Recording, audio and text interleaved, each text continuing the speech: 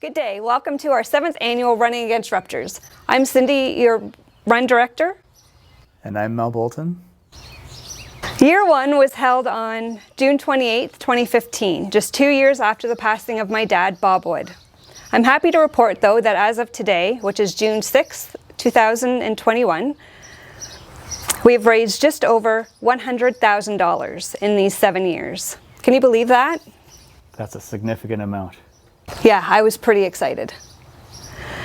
All of our registered participants received an email from Running Against Ruptures on Friday. That email had an event bib like this that you can personalize and print out as a keepsake for this year. Stay tuned for another email later this week where we'll send you another great keepsake that you can print as well. We were hoping to bring back our great t-shirts and finisher medals this year, but given the state of the world, Running Against Ruptures Committee decided instead to have more funds go to the cause and bring t-shirts and hopefully medals back for a bigger and better year 8. If you want to have some input into the design for 2022, send us your thoughts. It was more important, we thought, to keep registration costs down. It was only $30 this year with no increase. And again, I couldn't in good conscience ask companies hit hard financially to donate free stuff. But next year, I've got high hopes. Speaking of the committee, we have room if you want to join us. Send us an email. Let's get back to that money though. That $100,000. Of that, the Brain Aneurysm Foundation of Canada, we gave 2 chairs of research. In 2019, Dr. Mel and his team also saw a benefit. So Dr. Mel, what have you been up to in the last year? It's been quite the year, hasn't it? It has been. You don't have to say the word COVID and it brings to mind a whole bunch of different things. We've had university kids who have been coming home and living with us periodically through the time.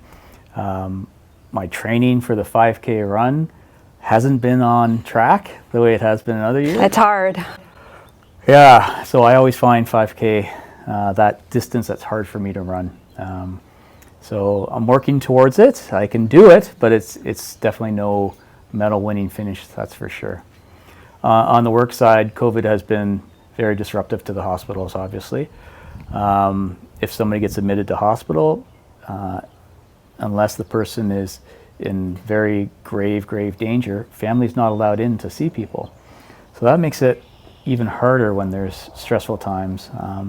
And ruptures of aneurysms, of course, are no simple thing, and people are sick from that.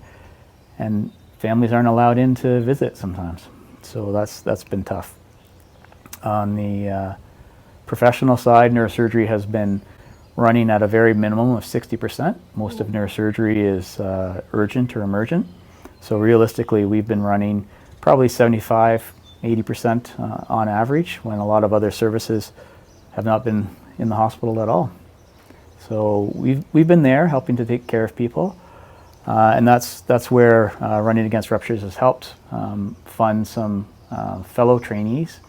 So fellows are fully trained physicians from often other countries who are learning to do some of the surgical techniques for repairing aneurysms, for open surgery of aneurysms, or whether it's coiling of aneurysms. They're learning those techniques. We've also lost one of our colleagues, Dr. Steve Lowney. He has moved to the Maritimes, and that's where he hails from originally. So we've been a little bit shorter staffed on the neurosurgery side for this stuff, but that's something I'm happy to sort of fill the gap, at least temporarily, not indefinitely. The research side, the funds from the run have gone towards, in part, Dr. Pipping's lab, so looking at how aneurysms experience the flow of blood and why they form, and hopefully we can identify which are the more dangerous aneurysms and step in and treat them before they go on to actually rupture and cause all those terrible difficulties.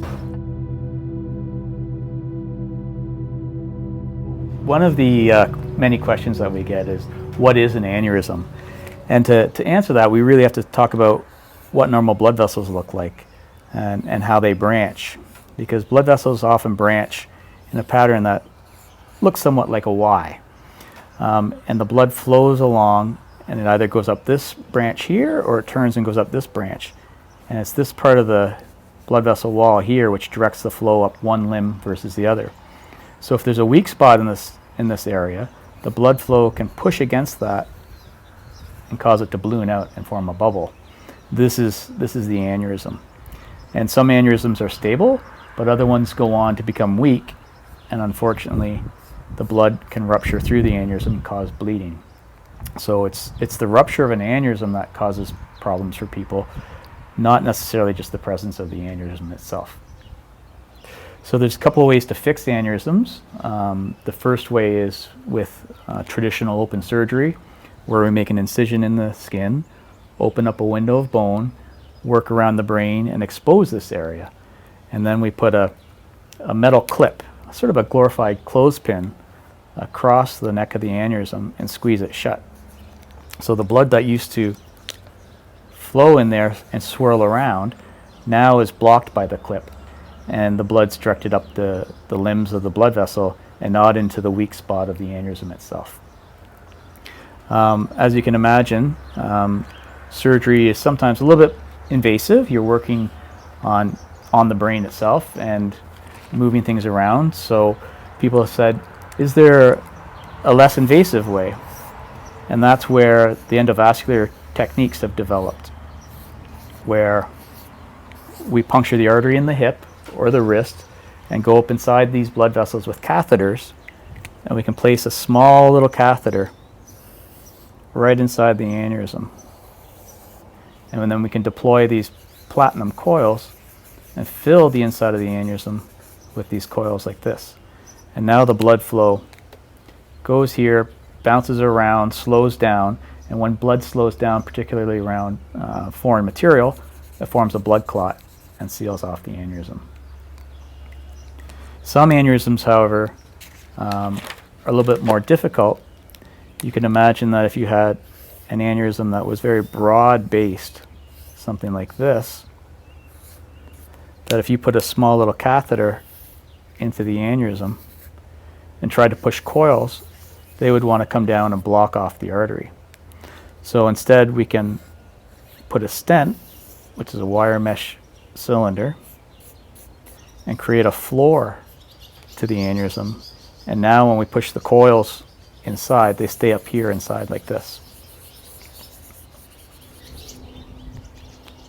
Some aneurysms, however, are a little bit more problematic.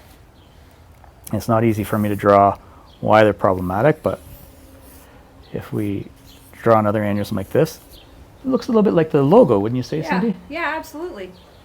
Put a little maple leaf in here, we're good. That Some was a tricky one. Yeah, I'm not going to draw a maple leaf. So if we can't put stent and coils, one of the new areas that have been developed over the past 10 years or so is something called flow diversion. And that involves putting a stent that is a fine wire mesh, and the mesh is actually woven more like material or clothing, and it covers this area. So the blood that was going in, swirling around and coming out like a vortex, if we put this flow diverting stent across here with its fine mesh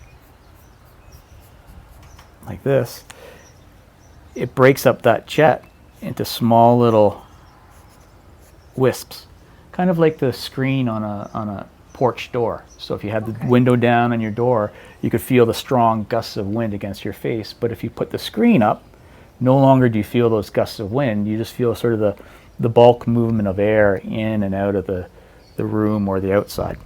And that's what this special stent does, is it breaks it up into this small little vectors, and the blood kind of washes in as a wave. And so you get these pockets of slow blood flow, and when we've talked about slow blood flow causing blood clots, so the whole aneurysm ends up clotting off, and it'll shrink down in size and actually go away. Oh. Now, why would it be mesh-like and not solid? Like your black marks there, why would it be mesh and not like a solid tube? It's a great question. You would think I actually planted that question, but not at all. So if you take a stent and you covered it in, say, like some sort of coating, you know, like some sort of plastic material, let's say. To get up to the aneurysm, there's lots of twists and turns in the blood vessels, so the stent has to sort of snake its way up there. And when you take something and bend it, the one side that you're bending has to lengthen and the other side has to compress. So if you cover this stent with a material, you now have taken away that ability for it to flex. Whereas when it's the braided material, those wires can slide. My hands are sticking to each other, but they can slide amongst themselves so that it can bend and change its shape as it goes around those corners. As it goes up through your vein? Yeah, up through your arteries. Arteries, yeah, oh, and okay. your neck and at the base of your skull to get there. Oh, of course. The other very important part about this is that often in the area, there's these little, small perforating little arteries. And if you were to use a covered stent, so something with that plastic coating, it would cover and block these, and then would cause a stroke in those areas being supplied by those blood vessels. So the mesh actually is fine enough to cause the slow flow in the aneurysm and make it form a blood clot, but it has enough of a gap that it allows blood to flow through those gaps into these little arteries. Oh. And one of the ways that the aneurysm eventually goes away is that you put the stent inside the blood vessel, the lining of the blood vessel will grow around and cover the stent. So it actually forms a layer and forms that sort of living plastic layer for you. Oh, okay. And seals off the aneurysm. Whereas these little spots that need the flow of blood through them, the blood vessel wall won't grow over that. It'll keep it open and allow the blood to go there. The way I think about this, and the setting here is perfect for this, is if you had a fence, like a page wire fence nailed to a tree. Yep. So you put that fence, you nail it there, and it's supporting the fence, the tree supporting the fence. You come back in 5 years, what's happened to that fence where it's nailed to the tree? Yeah, it'll be growing into the tree. Yeah, the tree grows right over and covers it. And that's exactly what the blood vessel wall does. It covers this, so now the stent isn't seen by the blood anymore. Okay. So for something that seems so simple, there's a lot of technology in there. There's a lot of understanding of biology. There's a lot of experimentation and simulation to try to make sure you get that density of wires correctly. Too many wires and you cause strokes. Too few wires and the aneurysm doesn't go away. So this is some of the areas of research that we're looking at. That's great.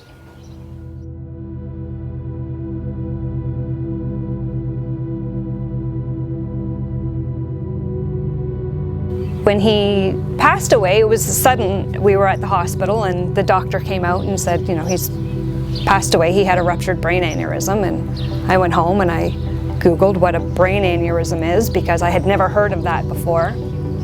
I found the Brain Aneurysm Foundation in the States, and they had runs all across the US. And being a runner, I enjoy running, but I wasn't going to go to the States to run.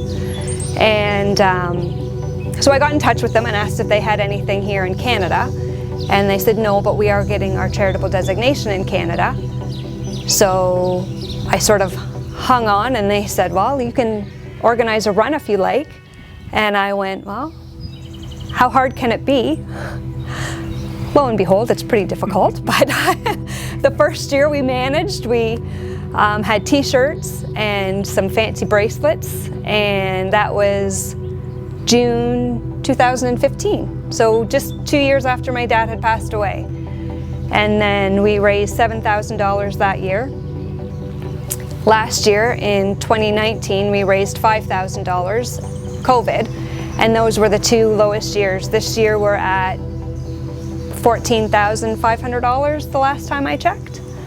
So yeah, it's pretty exciting, and it's started out to be a lot about my dad and trying to, you know, keep his memory alive. Well, not trying to, but keeping his memory alive. But I realized after the first year, brain aneurysms affect a lot of people, and it's more the people that are still here that continue to come to the event, that keep it going and keep me motivated to carry on. 2018 would have been my last year. My sister and I reached out to the London Health Sciences Foundation because I didn't want to see it end, but I couldn't carry on doing it as I was doing it. So in 2019, the London Health Sciences Foundation have a great coordinator who said, you need to have a committee. I said, yes, I need to have a committee. Dr. Mel, be on my committee. And so we have a committee. It's a small committee. We're still looking for new people and we're still looking for new volunteers. And I'm hoping to see it continue for ever. I mean, Dr. Mel does some really great work.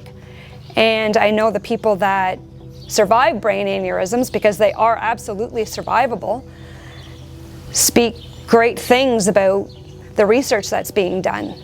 And I know the people who unfortunately don't have that luck and have people pass away enjoy coming to the event and help keep the memory of their loved ones alive, and that's what it's all about.